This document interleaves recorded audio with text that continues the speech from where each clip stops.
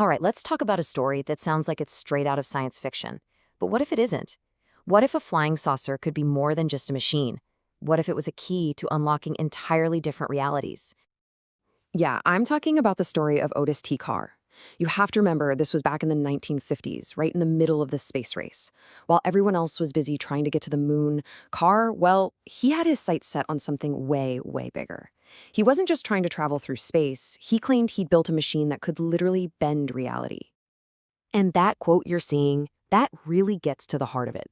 For Otis Carr, anti-gravity wasn't about building a better rocket engine. No, for him, it was a philosophical puzzle. He believed it was tied directly into the fabric of existence itself. Okay, so who was this guy? And what was this extraordinary machine he was talking about? Let's get into it. So you've got Otis T. Carr, an inventor in the 50s and 60s. And like I said, while the whole world was looking up at the stars, it felt like Carr's ideas were coming from somewhere else entirely, almost like from another dimension. He wasn't just talking about a new kind of vehicle, he was proposing a whole new way to travel. Not just hopping from planet to planet, but moving through space and time. And this is his creation, the OTC X-1. It's this circular disc-shaped craft, and its power source? Well, that's what made it so wild. We're not talking rockets or jet fuel here. Carr said it ran on something way more abstract, a mix of gyroscopic forces and what he called electrogravitics, basically harnessing these incredibly powerful electromagnetic fields.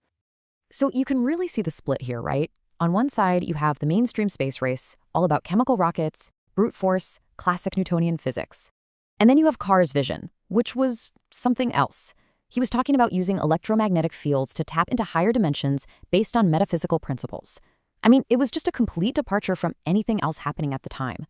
Okay, but that's the big question, right?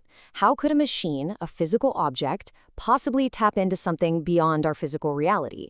Well, to even begin to understand that, we need to look at the real engine behind his idea. It's a framework he called the dimensions of mystery. And this is where things get really, really interesting. Because this framework wasn't just a theory, it was a whole new model for reality itself. A model where his machine could, theoretically work. Okay, so according to Carr, there are 9 different planes of existence. It all starts with what he called the source, which is this realm of pure energy, pure vibration, even thought and intention. Then you get to our reality, the physical world and the dimension of time. And then you go to the beyond. We're talking higher consciousness, alternate realities, pure light, all the way up to pure infinite potential. And here's a crucial piece of the puzzle. For Carr, time as we know it wasn't a constant universal law. He saw it more as an illusion, something created by our own limited perception.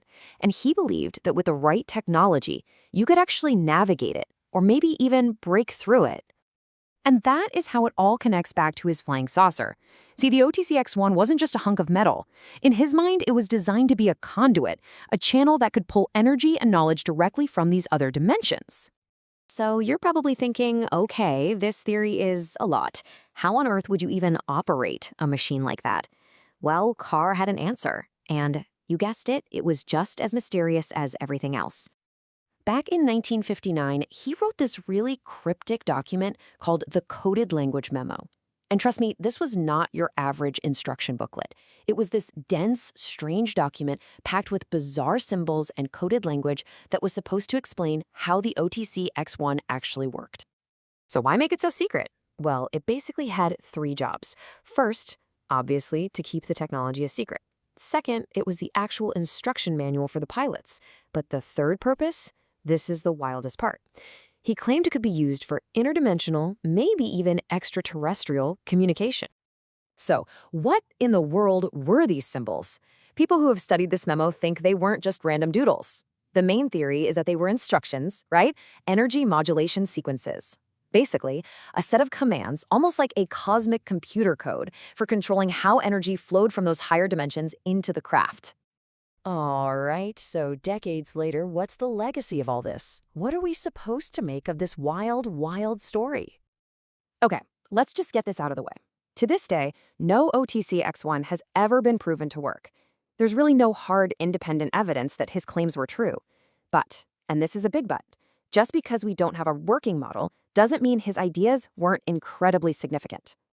And that's really how a lot of people see his work today. It's called prototype thinking.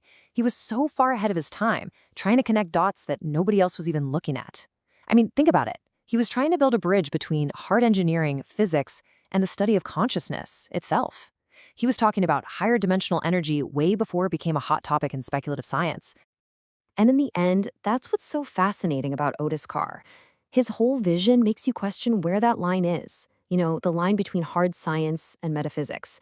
He seemed to believe that the next great leap in technology wasn't just about building a better machine, but about achieving a breakthrough in how we see the world. And that final question really says it all, doesn't it? What if the next great leap for humanity isn't building a new machine, but finding a completely new way of seeing reality itself? That's the legacy of Otis Carr and the OTC X-1.